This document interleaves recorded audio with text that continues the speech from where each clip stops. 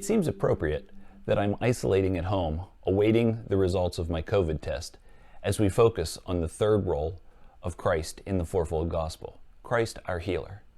Sickness and death entered into our world as a result of Adam's sin, and they have been a part of our reality ever since.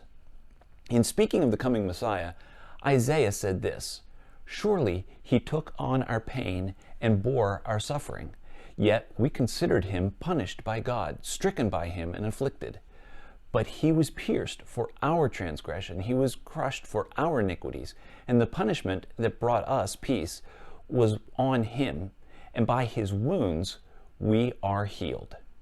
Jesus, through his sacrificial death on the cross, thoroughly defeated sin and all its effects. As I just mentioned, one of the effects of sin is physical sickness and death. Christ came to earth to set all things right. Yes, he provided a way of salvation. Yes, victory over sin. But he also has given us a glimpse into what will eventually be in store for all of his followers by providing physical healing, even in the midst of a world that is still under the curse of sin. Sickness and death are a present reality, but they are also existing on borrowed time. Paul talks about the hope that we have because of Christ's death and resurrection when he says, "When the perishable has been clothed with the imperishable, and the mortal with immortality, then the saying that is written will come true, death has been swallowed up in victory." James tells us that we don't have to wait until Christ's return to enjoy the benefit of this work that he accomplished. He writes, "Is any among you sick? Let him call on the elders of the church to pray over them and anoint them with oil in the name of the Lord. And the prayer offered in faith will make the sick person well. The Lord will raise them up." We can have a taste of what is to come right now in this present world.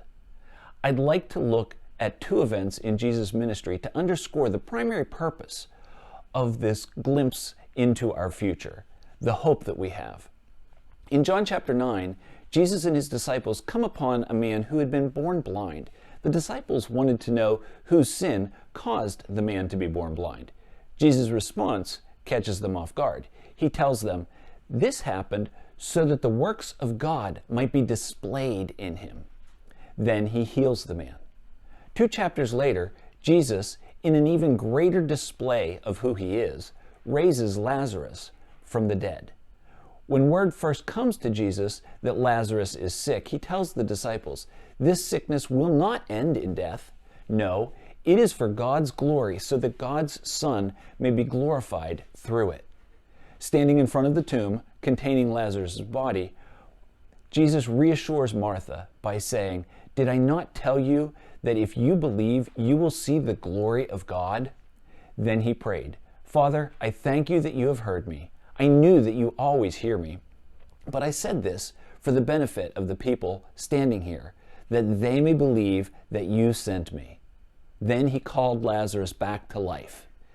Christ, our healer, gives us victory over sickness and death to the glory of God.